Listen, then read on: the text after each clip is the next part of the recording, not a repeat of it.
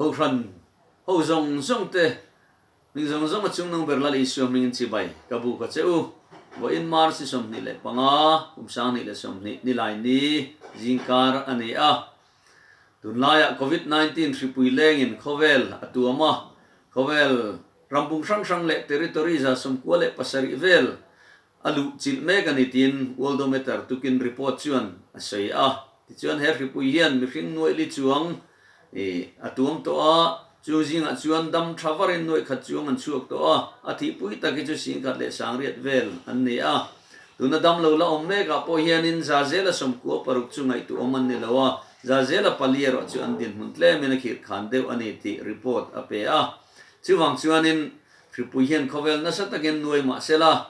ani na taka chuanin dampui tam takan oma hrisel thapa ngai tak phei chuanin enga ma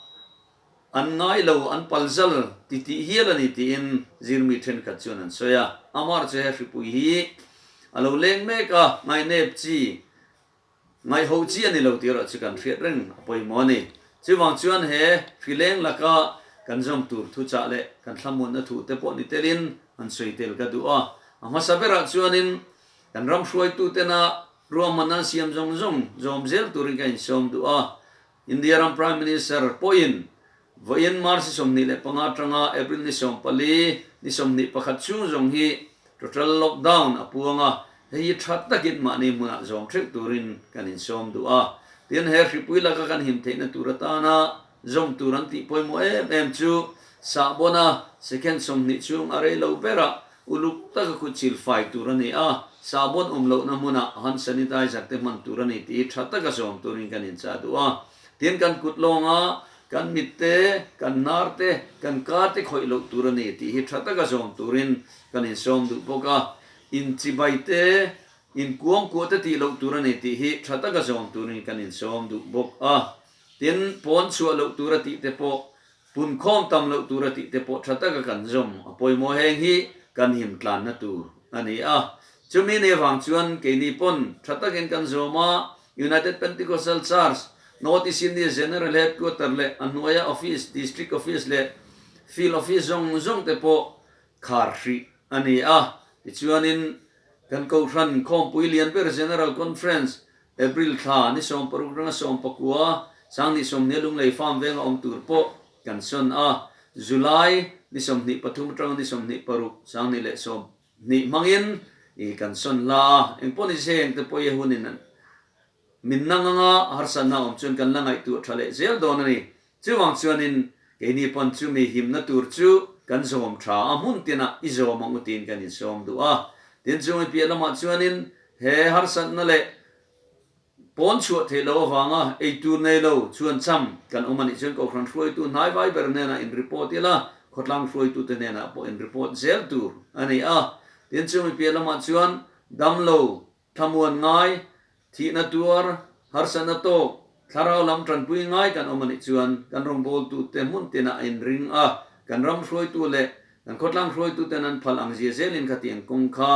in thlamuanna le in kalpui ngai ni pon ruam man kan siam zel don ani ti kan sei du ani tin chumi ba ga chuan United Pentecostal Church International point America ram kan headquarter a tun sir top ni a hianin Mars som ni le pasaria hianin chundar som pania atho pui pol apostolic fellowship a ko khom pol dang tenen an vai pol pasarin ruai tu ten tawngtai na her pui laga him na turatan hian an nei dona chu global council nuaya Kohhran zong te zom turin min soma amaro chu America le India hun hi ain le ling thok angani a ania zir top chundar som pania ke ni chuan inrin jing dar ni le chan ve jingkar ma takani dona wangin kan zir top anga po chundar som pane kan lo tawngtai the chuanin he ripui laka Khawvel a him theina turatan he ripui not bo tura pathian au turin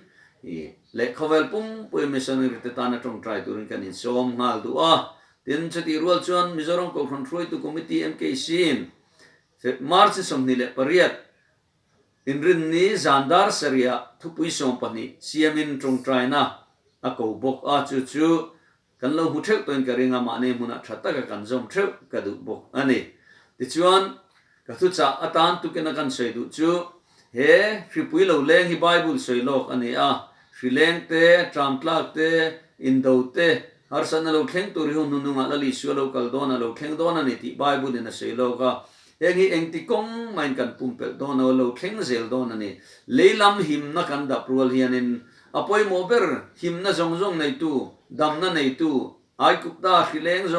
zong Bible kan mu te po chung laka him taka hrui tu chu pathian ani a chuwang chen engkim ti thei pathian kan neya zeo rafa ti dam tu kan nei ni ti ke in pathian ne na sa zo kan trong try apoi mo ni ti tu kan hen kan sei du a kan in buat sai na him na tura tana kan in rom man zong hi i kan tan ani a kan tu le fa te tan kan then koveng tan ani apoi mo veka chuti rual chuanin chatuan him na min khen tu tur chu Isu Krista le thu thlung ani wangin isualam enila isualam naila isualam panila pathian lam a trong try na tam zo ki khen amutin ka insom du a polan enga mamang ang su engkima di le trong try in du na chu pathian ne na khen ro ati angin kini pon tu kan hen na sa zo ka pathian kan apoi mo ni ti kan sei du a heng hun lo thlenga hian buai philia chi aya mam anga lungaya indom kun mai lawin lalpa lam enila trong try la tholai pathian ko ro tiang khan lalpa kan pathian kan ko pathian kan awa anhena kan in tu lu hi poi mo em ani ti kan sei du ani thil poi mo tru chu kan in fil trezelanga ji mangte thil athei ang mangin kan in fil trezelanga chu tiang chuanin kan in be po reng don ani in tan po kan thei topin kan lo trong try ve reng ani ti tu kina hian kan in thil thredu a I chi ai lawang u I thlaphang lawang u imang ang lawang u ram hroi tu te dan zom le an dan siam te zom thaila chunglam pathian ne na kan du na te thlenin pathian tam zokin I aw mutin kan in som du ani pathian thlamuanna pathian ompuina rilru reng reng a khiat sen lo chuan in thinlung le ngai tu na te chu ven sak theu chero se pathian in mal som chero se